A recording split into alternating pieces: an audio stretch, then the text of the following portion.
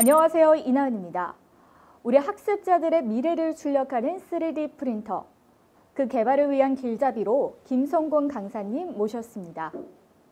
안녕하세요, 강사님. 안녕하세요.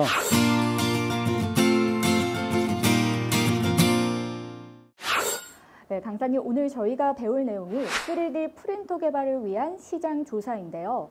시장 조사 전에 먼저 알아둬야 할 내용들에는 어떤 내용이 있을까요? 먼저 3D 프린팅 방식에 대한 이해가 필요할 것 같네요. 네, 그럼 프린팅 방식에는 어떤 종류가 있나요? 3D 프린팅 방식에는 7가지로 정리해 볼 수 있습니다. 내용을 하나씩 살펴볼까요? 머티리얼 제팅은 광경화성 수지 기술과 왁스 잉크젯 분사 조형, 그리고 고해상도와 고정밀도의 장점을 가지고 있죠. 벳 포토폴리머라이제이션 방식은 광경화성 수지 수조에 레이저를 투사해 경화시키는 방식입니다. 적층에 나가는 방법으로 정밀도가 높고 표면조도가 우수한 데다 또 조형 속도가 중간 정도라 가장 널리 쓰이고 있습니다. 다만 가격이 비싸고 출력 후엔 세척 과정이 필요하다는 단점이 있는데요. 사용 가능한 재료와 색상도 제한적인 데다 정교한 조형물일수록 지지대 제거에 많은 시간이 소요되는 점이 아쉽죠. 아, 네, 그렇군요. 그렇다면 다른 프린터 방식들의 특징은 어떤가요? 파우더 베드 퓨전 방식은 분말 재료를 고밀도 에너지로 주사하여 성형하고 기능성 폴리머와 금속 재료 사용 및 고속 생산성이 가능합니다.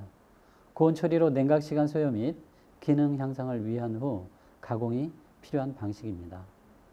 그 밖에 평면 베드 위에 분말에 접착제를 분사하여 결합 성형하는 바인더 제팅 방식은 폴리머, 금속, 세라믹을 사용하지만 일부만 상용화 장비에 사용 가능합니다.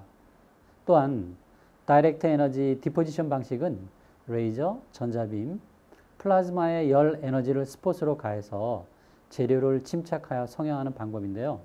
주로 금속 분말 재료를 사용하여 메탈 디포지션 방식이라고도 합니다. 네, 그럼 속도가 빠른 프린터의 경우는 주로 어떤 종류가 있나요? 제작 속도가 굉장히 빠른 시트 라미네이션의 경우에는 얇은 판재를 조형 단면에 맞춰 재단 및 접착, 적층하는 방식입니다. 마지막으로 머티리얼 익스트루전은 노즐을 통해 재료를 압출하고 성형판의 상대적 위치로 단면 형상을 조형 후 적층하는 3차원 형상화 방식입니다. 아, 그렇군요. 다양한 3D 프린팅 방식이 있는 거군요.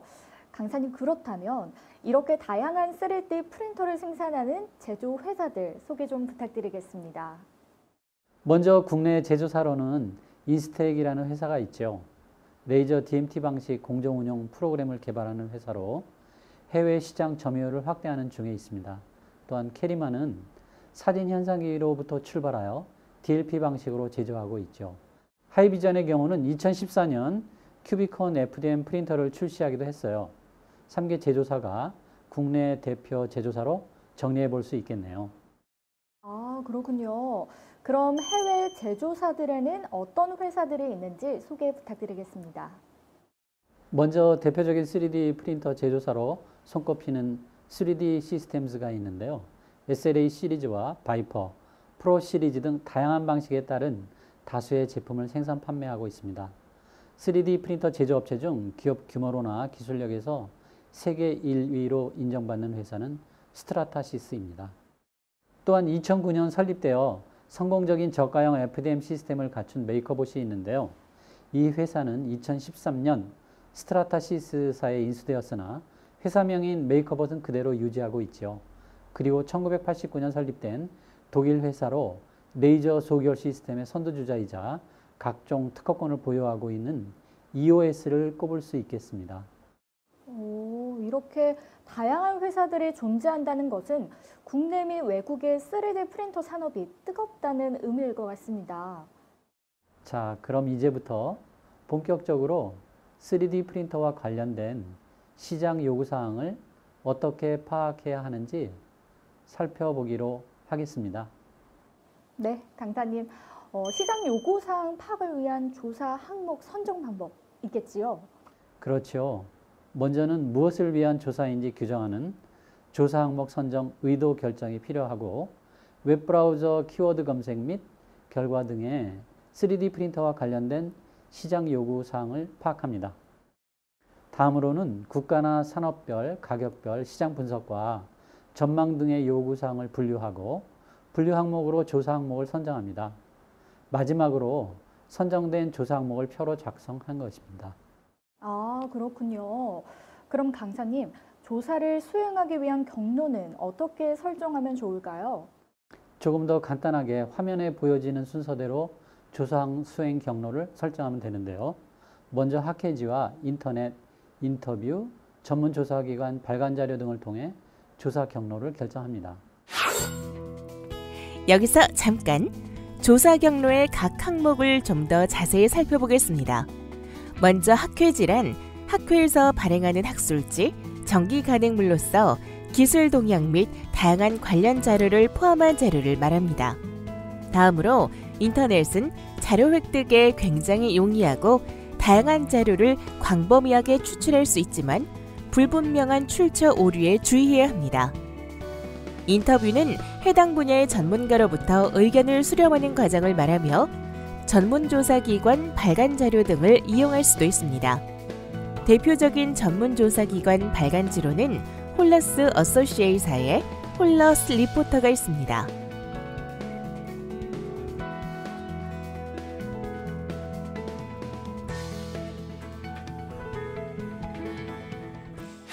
네, 그런 다음에는요? 그리고 조사 설계의 목적에 의한 분류로 탐색 조사와 기술 조사, 인과 조사 및 실험 조사 등을 통해 분류 작업을 합니다. 그런 다음에는 효율적인 경로 장단점을 파악하면 됩니다. 그럼 혹시 인터넷 등의 서치로도 가능할까요? 그러며 인터넷 이용뿐 아니라 학회 동향집을 이용한 조사도 필요하죠. 그리고 난 다음 조사 의도에 적합한 경로를 선택하여 분류하고 검토 후 최종적으로 선정하면 되겠습니다. 네. 그럼 강사님, 시장 조사를 할 때 반드시 갖춰야 할 요소들이 있을 것 같아요. 어떤 것들을 갖추어야 시장 조사가 이루어지는 걸까요? 시장 조사를 제대로 하기 위해 반드시 갖춰야 할 필수 요소가 있는데요. 먼저 조사를 수행하기 전 목적과 구체적인 조사 대상을 설정하는 것입니다. 어떤 것이고 그 원천은 어디인지를 인지하는 것도 중요한데요. 조사 기법을 면접으로 할 것이냐, 우편이냐, 인터넷이냐, 아니면 옴니버스나 소비자 패널 조사와 같은 방법을 사용할 것인지를 결정해야겠지요. 네, 알겠습니다. 강사님 말씀하신 대로 조사에 대한 필요 요소 및 절차, 그리고 조사 종료 후에는 어떤 작업이 수반이 되어야 할까요? 앞서 잠시 말씀드리긴 했는데요. 자료 수집이 이어져야겠죠. 네, 맞아요. 직접적인 자료 수집이 이루어져야 맞겠네요. 그럼 어떤 종류들로 자료 수집이 이루어져야 할까요? 먼저는 면접이 있고요. 조사자가 조사하려는 분야에 대해서 지식이 부족하거나 시간이 없을 때는 기존의 타인의 연구로 축적되어 있는 자료를 수집하는 방식을 택하는 것이 좋겠지요.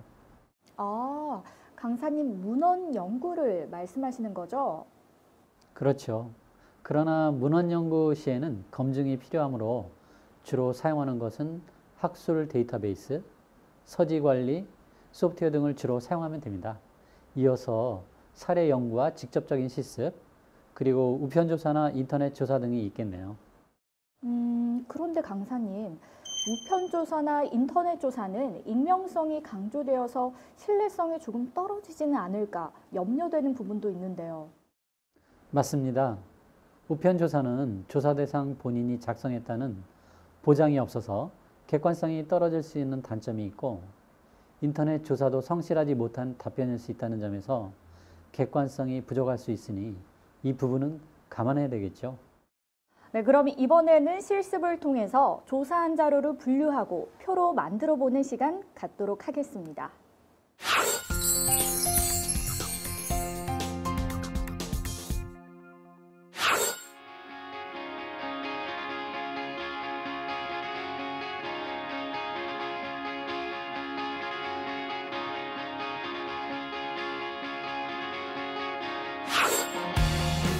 평소 3D 프린터 개발에 관심이 많은 동욱 학생. 3D 프린터 개발을 위해 시장 조사를 진행한 후 이 자료들을 어떻게 분류하고 정리할지에 대한 고민이 생겼습니다. 과연 동욱 학생은 무사히 자료 조사를 마칠 수 있을까요? 안녕하세요, 강사님. 어서 와요. 반가워요.